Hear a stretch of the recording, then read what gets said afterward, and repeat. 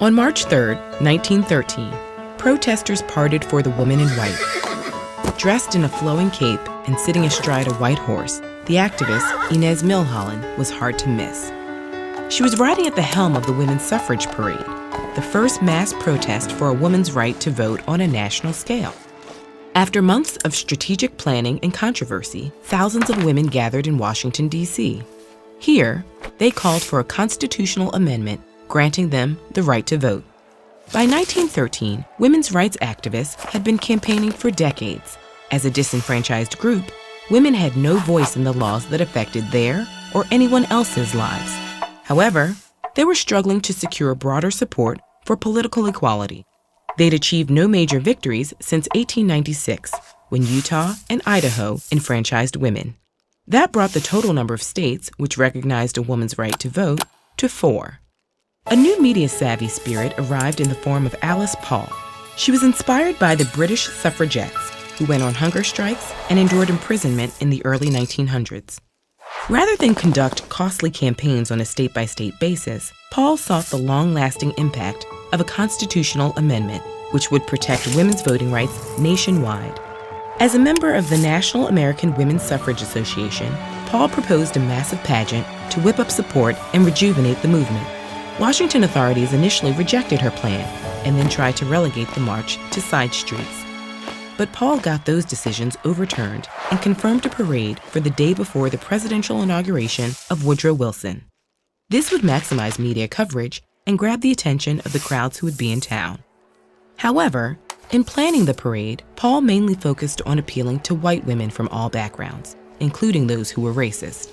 She actively discouraged African American activists and organizations from participating, and stated that those who did so should march in the back.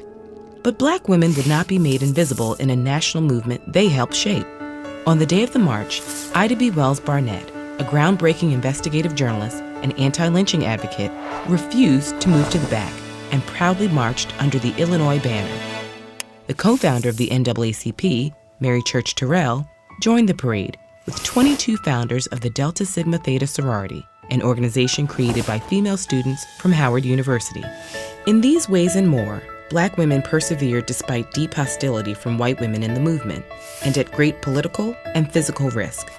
On the day of the parade, suffragists assembled to create a powerful exhibition. The surging sections of the procession included international suffragists, artists, performers, and business owners.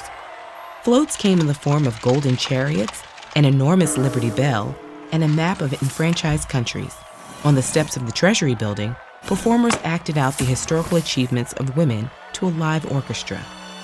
The marchers carried on even as a mob blocked the route, hurling insults and spitting at women, tossing cigars and physically assaulting participants. The police did not intervene, and in the end, over 100 women were hospitalized. Their mistreatment, widely reported throughout the country, catapulted the parade into the public eye and garnered suffragists greater sympathy. National newspapers lambasted the police, and congressional hearings investigated their actions during the parade. After the protest, the Women's Journal declared, "Washington has been disgraced. Equal suffrage has scored a great victory." In this way, the march initiated a surge of support for women's voting rights that endured in the coming years. Suffragists kept up steady pressure on their representatives, attended rallies, and petitioned the White House. Inez Milholland, the woman on the white horse, campaigned constantly throughout the United States, despite suffering from chronic health problems. She did not live to see her efforts come to fruition. In 1916, she collapsed while giving a suffrage speech and died soon after. According to popular reports, her last words were, "Mr. President, how long must women wait for liberty?"